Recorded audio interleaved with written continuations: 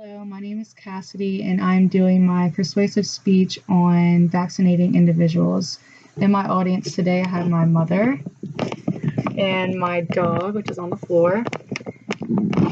Before I begin, I do want to ask my audience if vaccinations should be required by law. I believe that they do, and I'm going to explain why. To shortly brief you about your body, the body's immune system helps protect against pathogens that cause infection. However, some pathogens can overwhelm the immune system. When this happens, it can cause serious illness, and this is when vaccinations can come into play.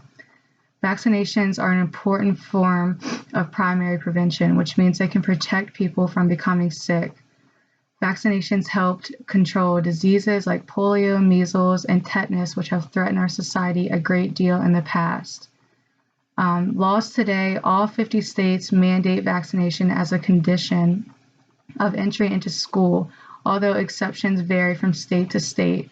According to a report from the NCSL, all states allow vaccination exemptions for medical reasons, and almost all states except California, Mississippi, and West Virginia grant religious or philosophical exemptions for people who have sincerely held beliefs that prohibit immunizations.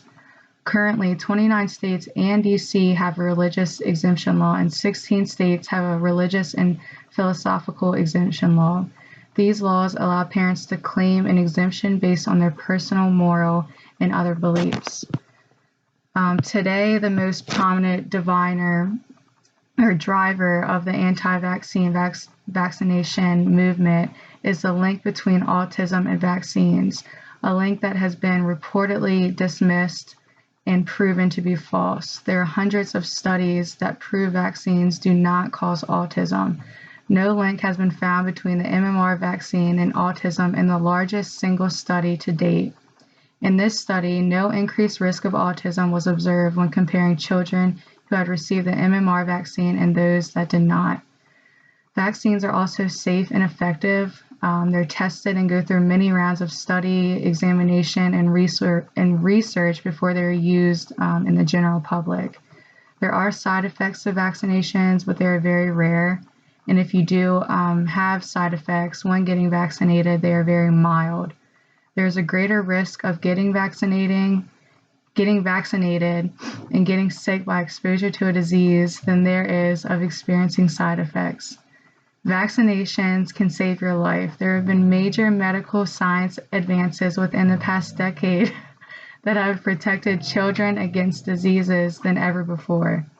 Some diseases that once injured or killed millions of children have been eliminated completely, or others are close to extinction, primarily due to vaccinations. One of the articles that I read before giving my speech brings up polio as an example, a disease that was most feared, causing death and paralysis across the country. Is now completely extinct because of vaccines, and there are many cases just like this. So again, to kind of conclude everything that I stated, vaccinations do not cause autism. They are safe and effective, and they save lives. It's important that many people get vaccinated. Vaccinations don't just protect individuals.